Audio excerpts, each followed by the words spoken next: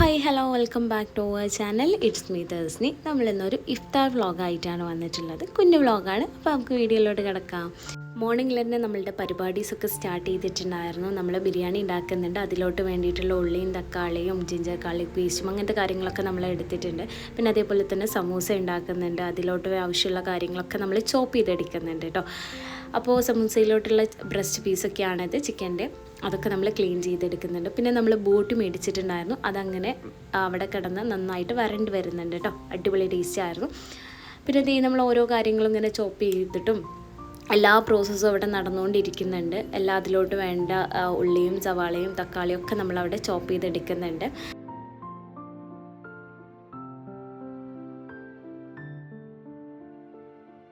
പിന്നീട് ഇതാ ബിരിയാണിയിലോട്ട് വേണ്ടിയിട്ടുള്ള സലാഡ് റെഡി ആയിട്ടുണ്ട്. അതേപോലെ തന്നെ സമൂസയിൽ ചിക്കനെ നമ്മൾ നന്നായിട്ട് വേവിച്ചെടുത്തിട്ടുണ്ട്. പിന്നീട് നമ്മൾ പത്തിരിക്ക് കുറുമക്കറി ഉണ്ടാക്കുന്നുണ്ട്. അതിന് വേണ്ടിയിട്ടുള്ള ഗ്രീൻ പീസും പൊട്ടാറ്റോയും ക്യാരറ്റും ജിഞ്ചർ ഗാർലിക് പേസ്റ്റും മുളകൊക്കെ ഇട്ടിട്ട് നല്ലൊരു കുറുമക്കറി അവിടെ റെഡിയാക്കി എടുക്കുന്നുണ്ട്. തേങ്ങാപ്പാലൊക്കെ പാർന്നിട്ട് കേട്ടോ. അടിപൊളി ടേസ്റ്റായിരുന്നു.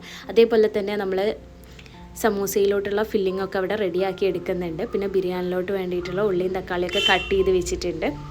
ബിരിയാണിക്ക് വേണ്ടിയിട്ടുള്ള മസാലയും അവിടെ റെഡി ആയിട്ടുണ്ട്. അടിപൊളി ടേസ്റ്റാണ്. അതേപോലെ തന്നെ നമ്മൾ പത്തിരി ഉണ്ടാക്കാൻ അതൊക്കെ അവിടെ അതിൻ്റെ പ്രോസസ്സൊക്കെ അവിടെ നടന്നുകൊണ്ടിരിക്കുന്നുണ്ട്. പത്തിരി ചുടുന്നുണ്ട്.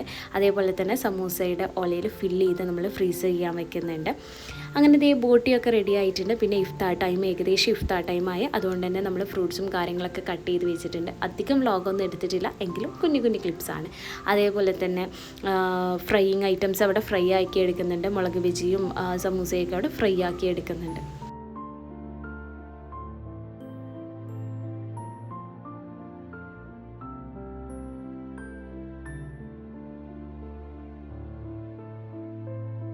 അപ്പോൾ അത് ഏകദേശം ടൈം ആയിട്ടുണ്ട് നോമ്പ് തുറക്കാൻ. അപ്പോൾ എല്ലാം നമ്മൾ സെറ്റ് ചെയ്ത് അടിപൊളിയാക്കി വെക്കുന്നുണ്ട്. ജ്യൂസും കാരക്കയും ഫ്രൂട്ട്സും ഫ്രൈ ഐറ്റംസും കാര്യങ്ങളൊക്കെ റെഡിയാക്കി വെച്ചിട്ടുണ്ട്.